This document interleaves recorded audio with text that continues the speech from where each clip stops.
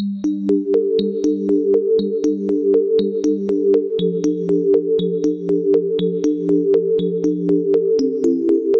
Friends, 10ാം class ബേസായുള്ള എക്സാമുകളുമായി ബന്ധപ്പെട്ട് നമ്മൾ നോക്കിക്കൊണ്ടിരുന്ന paper LDC 2014 Thrissur ജില്ലയിൽ ചോദിച്ച പ്രധാനപ്പെട്ട ചോദ്യങ്ങളും അവയുടെ ഉത്തരങ്ങളുമായിരുന്നു. അതിൻ്റെ ബാക്കിയായിട്ട് വരുന്ന ചോദ്യങ്ങളാണ് ഈ വീഡിയോയിൽ ഉൾപ്പെടുന്നത്. അല്ലാത്ത ക്വസ്റ്റ്യൻ, എലിപ്പനിക്ക് കാരണമായ സൂക്ഷ്മജീവി ഏത്? ബാക്ടീരിയ. ബാക്ടീരിയയാണ് എലിപ്പനിക്ക് കാരണമായ സൂക്ഷ്മജീവി. രോഗങ്ങളെ പ്രധാനമായും സാംക്രമിക രോഗങ്ങളെന്നും ജീവിതചര്യ രോഗങ്ങളെന്നും രണ്ടായി തരംതിരിച്ചിട്ടുണ്ട്. ജീവിതചര്യ രോഗങ്ങൾക്ക് ഉദാഹരണമാണ് ക്യാൻസർ, പ്രമേഹം, രക്തസമ്മർദ്ദം, ഹൃദ്രോഗബാധ എന്നിവ. സാംക്രമിക രോഗങ്ങളെന്നാൽ മനുഷ്യരിൽ നിന്നും മനുഷ്യനിലേക്കോ മൃഗങ്ങളിൽ നിന്ന് മനുഷ്യനിലേക്കോ ചുറ്റുപാടിൽ നിന്നും മനുഷ്യനിലേക്കോ പകരുന്ന രോഗങ്ങളാണ്. സാംക്രമിക രോഗങ്ങൾ പരത്തുന്നത് സൂക്ഷ്മാണുക്കളാണ്. സൂക്ഷ്മാണുക്കളാണ് സാംക്രമിക രോഗങ്ങൾ പരത്തുന്നത്. Fungus, bacteria, virus, protozoa, Rickettsia ഇതെല്ലാമാണ് സൂക്ഷ്മാണുക്കൾ. ഫംഗസ് പരത്തുന്ന ഒരു രോഗമാണ് അത്ലറ്റ്സ് ഫുട്ട്. അത്ലറ്റ് ഫുട്ട് രോഗം ഫംഗസ് പരത്തുന്ന ഒരു രോഗമാണ്. ബാക്ടീരിയ പരത്തുന്ന രോഗങ്ങൾ ക്ഷയരോഗം, കുഷ്ഠം, ഡിഫ്തീരിയ, വില്ലൻ ചുമ, ടെറ്റനസ്, പ്ലേഗ് എന്നിവയൊക്കെയാണ്. ക്ഷയരോഗം, കുഷ്ഠരോഗം, ഡിഫ്തീരിയ, വില്ലൻ ചുമ, ടെറ്റനസ്, പ്ലേഗ് ഇവയെല്ലാം ബാക്ടീരിയ വരുന്ന രോഗങ്ങളാണ്. വൈറസ് പരന്ന ചില രോഗങ്ങളാണ് ചിക്കൻ ബോക്സ്, വസൂരി, ജലദോഷം, അഞ്ചമ്പനി, മുണ്ടിനീര് എന്നിവയൊക്കെ.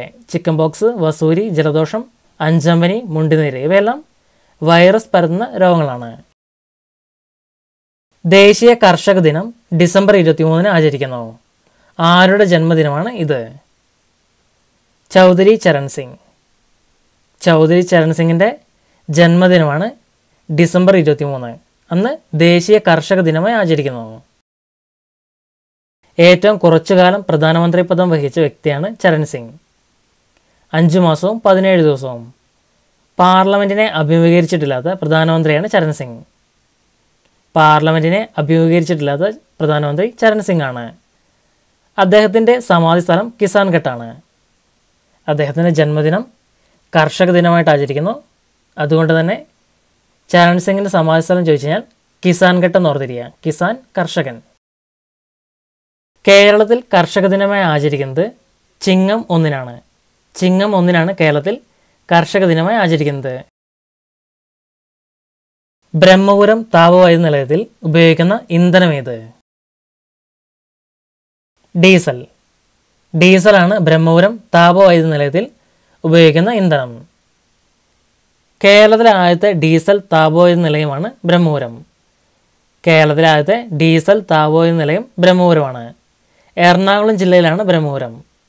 എറണാകുളം ജില്ലയിലാണ് ബ്രഹ്മപുരം. കേരളത്തിലെ രണ്ടാമത്തെ ഡീസൽ താപവൈദ്യുത നിലയം നല്ലളത്താണ്. കോഴിക്കോട് ജില്ലയിലെ നല്ലളത്താണ് കേരളത്തിലെ രണ്ടാമത്തെ ഡീസൽ താപവൈദ്യുത നിലയം.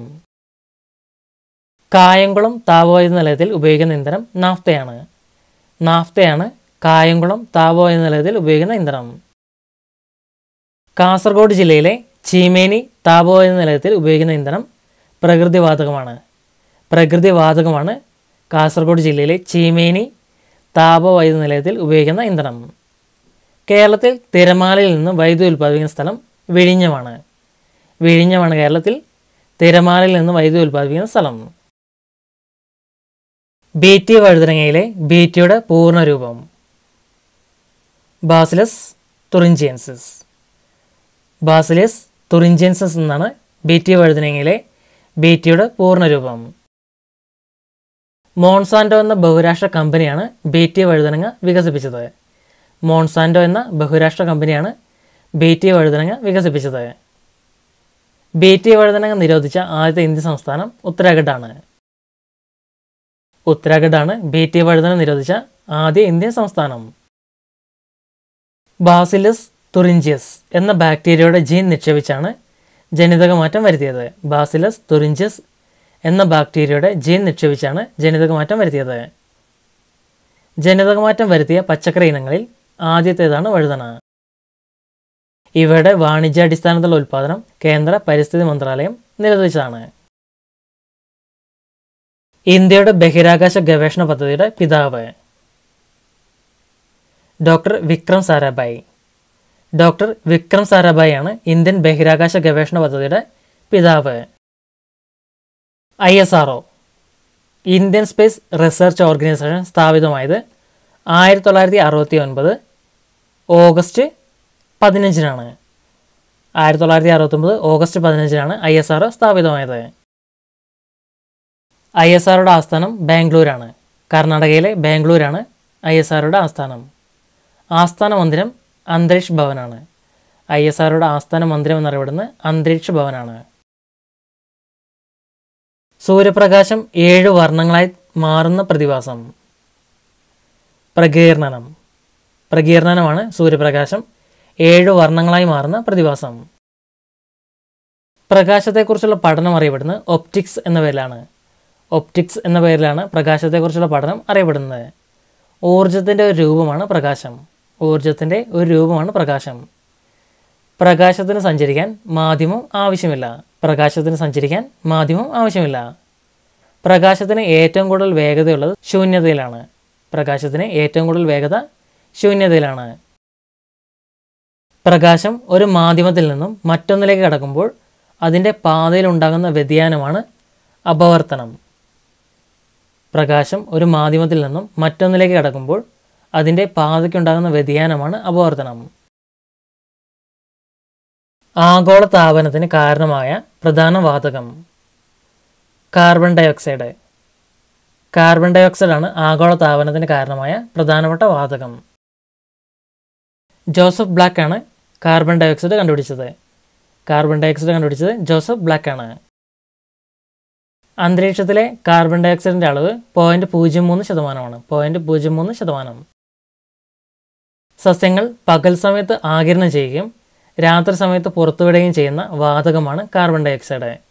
സസ്യങ്ങൾ പകൽ സമയത്ത് ആഗിരണം ചെയ്യുകയും രാത്രി സമയത്ത് പുറത്തുവിടുകയും ചെയ്യുന്ന വാതകമാണ് carbon dioxide.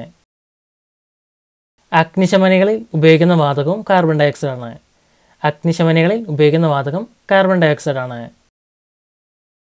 Professor Madhav Gadgil ഏതു മേഖലയുമായി ബന്ധപ്പെട്ടിരിക്കുന്നു?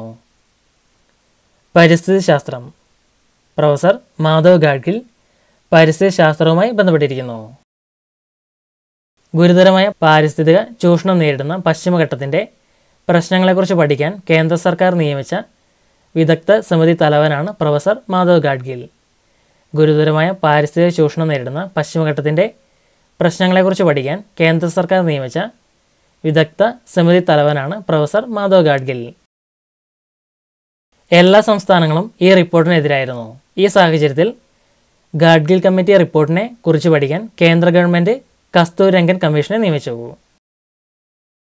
കസ്തൂരിരംഗൻ റിപ്പോർട്ടിനെ കുറിച്ച് പഠിക്കാൻ സംസ്ഥാന സർക്കാർ നിയോഗിച്ച ഉപസമിതി കൺവീനറാണ് doctor Oommen V Oommen. Doctor Oommen V Oommen Kasturirangan റിപ്പോർട്ടിനെ കുറിച്ച് പഠിക്കാൻ സംസ്ഥാന സർക്കാർ നിയോഗിച്ച ഉപസമിതി കൺവീനറാണ്. കേരളത്തിലെ ഹോളണ്ട് എന്നറിയപ്പെടുന്ന പ്രദേശം ഏത്? കുട്ടനാട്. കുട്ടനാടാണ് കേരളത്തിൽ ഹോളണ്ട് എന്നറിയപ്പെടുന്ന പ്രദേശം. സമുദ്രനിരപ്പിൽ നിന്നും 1.5 മീറ്റർ താഴ്ന്നു കിടക്കുന്ന കേരളത്തിലെ ഏക പ്രദേശം.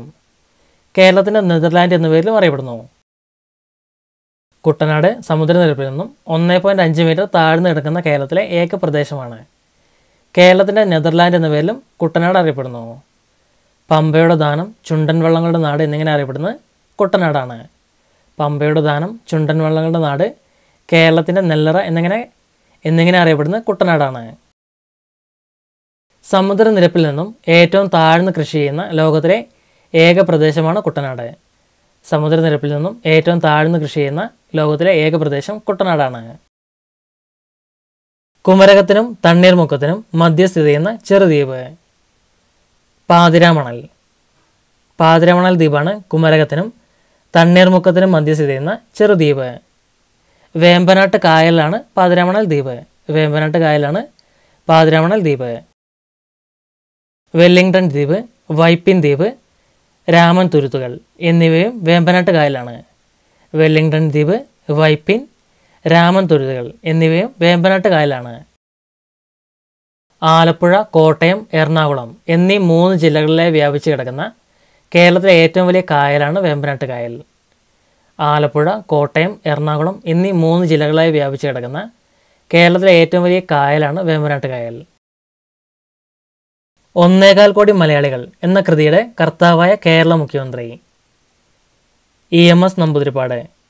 EMS നമ്പൂതിരിപ്പാടാണ് 1.25 കോടി മലയാളികൾ എന്ന കൃതിയുടെ കർത്താവായ കേരള മുഖ്യമന്ത്രി. കേരളത്തിൻ്റെ ആദ്യത്തെ മുഖ്യമന്ത്രിയാണ് EMS നമ്പൂതിരിപ്പാട്. കേരളത്തിൻ്റെ ആദ്യത്തെ മുഖ്യമന്ത്രിയാണ് EMS നമ്പൂതിരിപ്പാട്. ബാലറ്റ് പേപ്പറിലൂടെ അധികാരത്തിൽ വന്ന ഏഷ്യയിലെ ആദ്യത്തെ കമ്മ്യൂണിസ്റ്റ് മന്ത്രിസഭയാണ് 1957 ഏപ്രിൽ 1 മന്ത്രിസഭ. സുരേന്ദ്രൻ എന്ന തൂലികാനാമത്തിൽ എഴുതിയിരുന്നത് EMS ആണ്. സുരേന്ദ്രൻ എന്ന തൂലികാനാമത്തിൽ എഴുതിയിരുന്നത് EMS ആണ്. S. പരമേശ്വരൻ, PS. ചെറിയാൻ എന്നീ തൂലികാനാമങ്ങളിലും EMS അറിയപ്പെട്ടിരുന്നു. S. Parameswaran, PS. Cherian എന്നീ തൂലികാനാമങ്ങളിലും EMS അറിയപ്പെട്ടിരുന്നു. കേരളം മലയാളികളുടെ മാതൃഭൂമി എന്ന പ്രസിദ്ധ ഗ്രന്ഥത്തിൻ്റെ രചയിതാവ് EMS ആണ്. കേരളം മലയാളികളുടെ മാതൃഭൂമി എന്ന പ്രസിദ്ധ ഗ്രന്ഥത്തിൻ്റെ രചയിതാവ് EMS ആണ്. ഭരണഘടനയുടെ 356 വകുപ്പ് പ്രകാരം പിരിച്ചുവിട്ട ഇന്ത്യയിലെ ആദ്യത്തെ മന്ത്രിസഭ EMS മന്ത്രിസഭയാണ്.